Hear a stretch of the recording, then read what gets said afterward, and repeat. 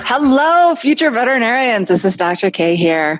So I promised that I would help you guys make your own medical Bibles, or at least give you an idea of how to do that when you got to fourth year. It's going to be too early for you to start doing that while you're an undergraduate, or even in your first 3 years of vet school. I wouldn't even bother, because you won't be ready yet, and you're just going to put a bunch of stuff in there that you're probably never going to use. And you may put stuff in there that you may not quite understand fully, so you may actually put it in wrong. If I tried to do it when I was first, second, or third year vet student, I don't think the information would have been useful to me. So this is just a video that you can use later. Or if you're already in vet school or you're about to start clinical rotations, then this would be the time to start. The first thing, so this is my medical Bible. And as I mentioned in book 2, Getting the Most Out of Vet School, I started making this in my clinical rotations because I met this wonderful intern on one of my external rotations, and she inspired me to make this. So this has been with me for a long time. You can see I used packing tape to reinforce it. When I bought it, I was like, oh, this is sturdy. This will last forever. But well, nothing lasts forever, right? But one thing I like about it is it had a lot of pages. So I've actually, I numbered the pages up to 173. Yeah, 173. So, but one of the things I like about it, in addition to the fact that it has lots of pages, is it's got this trifold cover. Of course, it doesn't close anymore because I've got so much stuff in there, but that was a nice feature in the beginning. Now I've got so much stuff in here that I just have to fold that cover in and close it like this. But the thing that I like besides all the pages is it's got this great pocket in the back. So I can put a bunch of just random pieces of paper that I either never got around to actually transposing onto a page, or, well, here's my DEA license. Ta-da, my DEA license. I'm not going to show you really closely because you're not supposed to, oh, here, let me just, I will just cover up the number. There's my DEA license. So I kept that in the back pocket because when I would need to call in prescriptions, controlled prescriptions, so they are not supposed to ask for your DEA number if you are calling in an antibiotic. They're only supposed to ask for it for a veterinarian if you're calling in a prescription for a controlled substance like an opioid. But a lot of pharmacies will still ask for your DEA number because we don't have physician numbers. I can't remember what they're called for MDs and DOs, but it's like a physician identifying number. But they're not supposed to ask for your DEA number. I've also got IDEXX and Abaxis contact information. There's a local specialist who did cardiac ultrasounds. I've got identification of hard ticks that commonly infest domestic cats. Let's see. So I saw that in one of my medical journals, and I cut it out and I put it in here. Well, I had to... Well, sorry about that. I had to actually restart the recording because I lost internet. That's what happens when you live at 7,000 feet in a tiny little town called Flagstaff, Arizona. I don't know. Sometimes the internet's great and sometimes it's not, and we can't figure out why. But anyway, so I was talking about all of these nice little pieces of paper that I had in my back pocket, of my medical Bible, which made it impossible for me to close the trifold flap. But so I have the thing about ticks, and then I've got, conditions associated with secondary thrombocytopenia in dogs that I cut out of a magazine. I've got some stuff in anesthesia, drug information. Anyway, the point is, it's stuff that you think that you want to save for later, but you don't have time to, or you don't feel like entering, transposing onto a page. So let's go back to actually creating the medical Bible.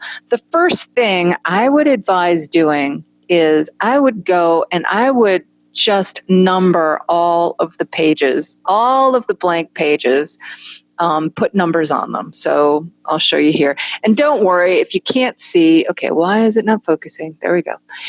If you can't see clearly, and the camera is just not cooperating here, but if you can't see clearly, don't worry about it, because I'm actually, after this video and me talking, I'm actually going to include pictures, still pictures of every single page in this book that I took a photo of before I finished the book. So some of them are still blank, and some of them aren't compared to what you're going to see in the rest of the video. But all of the pages that I photographed previously, and the book was 90% done when I did that, are going to show up in the video later. So, and you are free to use any of the pages that you want.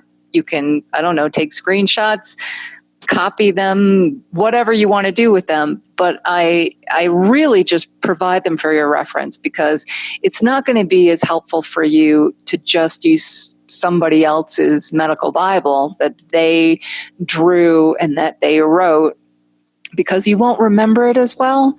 And I have bought a number of them from other people. Some people make them and they sell them. I'll show you one that my husband had. He doesn't use it anymore, but it's called the Practitioner's Pocket Pal. And here we go. Practitioner's Pocket Pal. And as you can see, let's see, like my medical Bible, it is just chock full of information, useful information, I'm sure.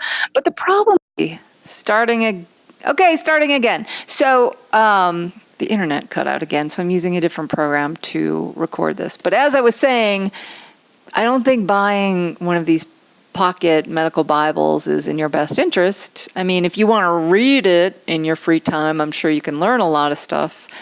But I really think that you need to make your own, because you need to write stuff down yourself.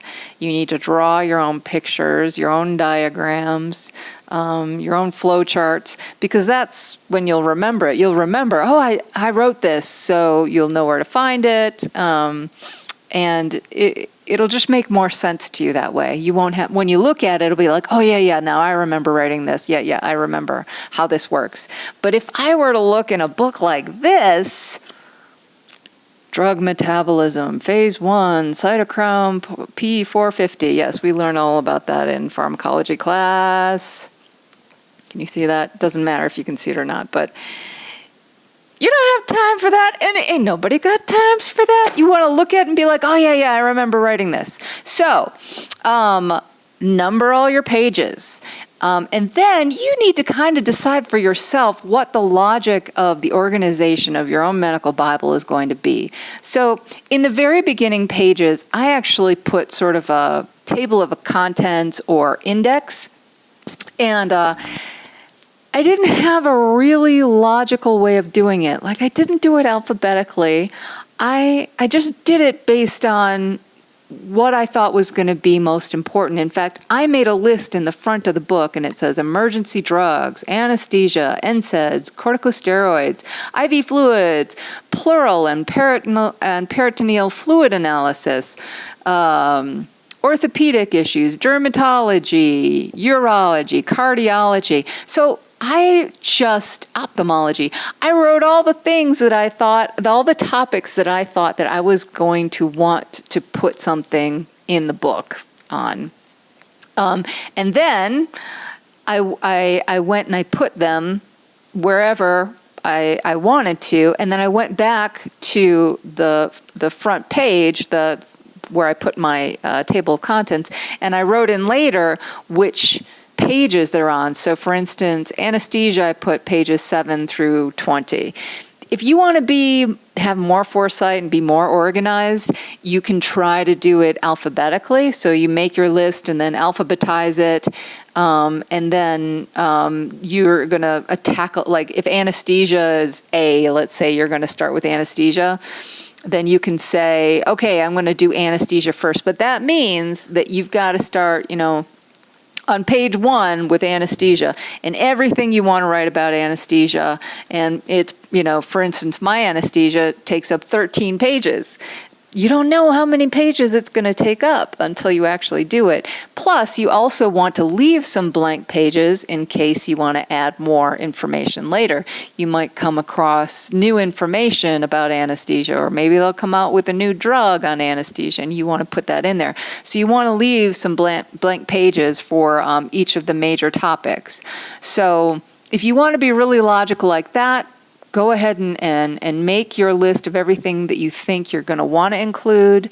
I guarantee you, though, you're going to want to add something later. And it's not going to fit into your alphabetical table of contents, which is why I didn't make one. So, for instance, something that I added later was I added stages of cardiac disease. I added causes of fading puppy and kitten syndrome. Those aren't things that I anticipated having to put in. So whether I put it under fading puppy and kitten syndrome, or which is probably what I would, so that would be F. So if I had my table of contents here and I had A, B, C, D, E, F, G, and I just skipped, and I didn't leave any room for another F, where would I put it? At the end? I don't know. So I think the way that I did it is good enough. It's actually served me very well.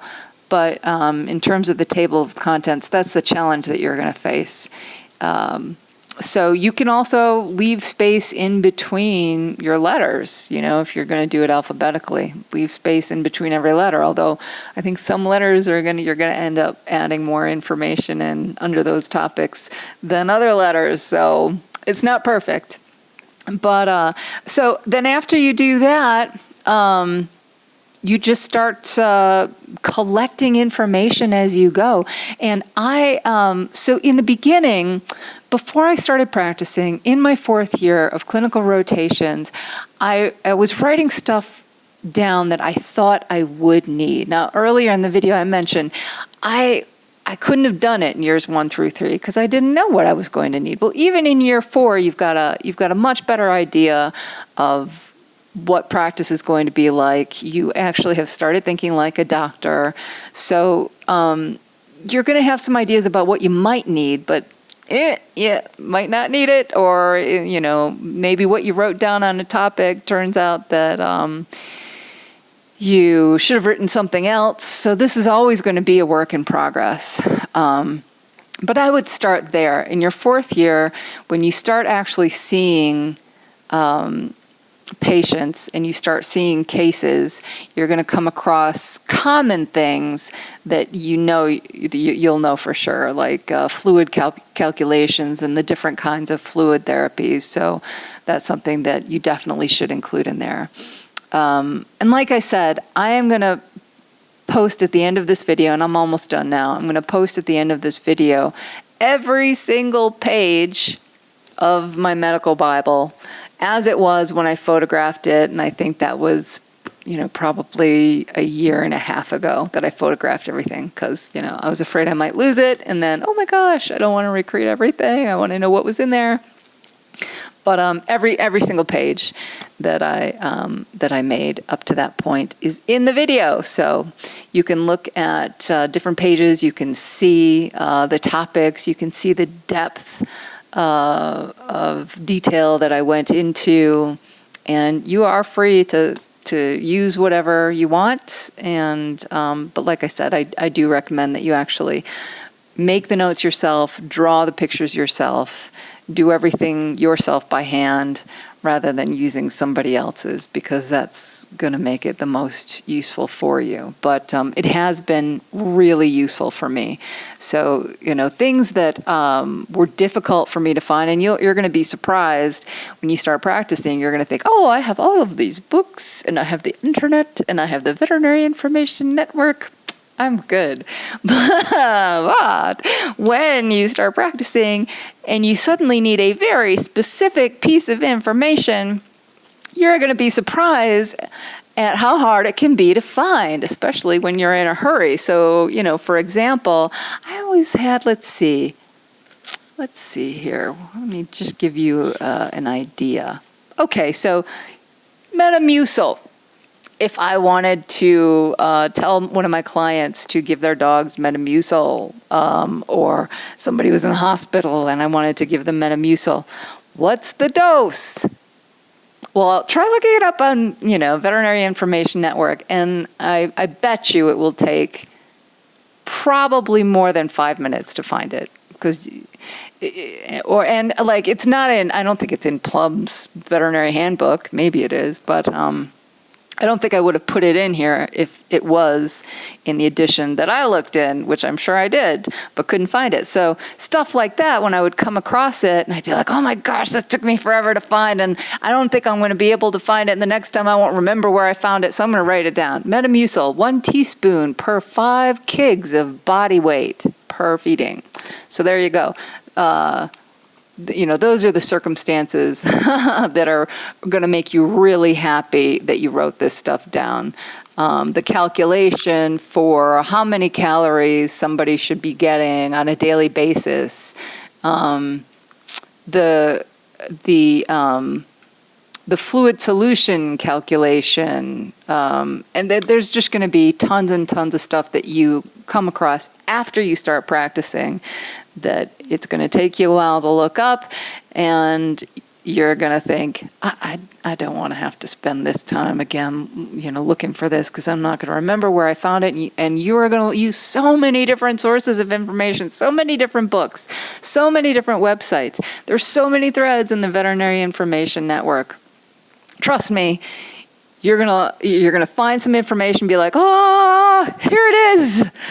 And I'm sure I'm going to remember how to find it next time. Nope, you will not. Nope, you will not. So put it in your medical Bible. Okay. So thank you for bearing with me for all the technical problems. Hopefully when I edit the final video, it won't be too bad. And if you have any questions, just go to my website and fill out the survey or drop me an email. And enjoy the rest of the the video if you want to. All right, take care. Bye.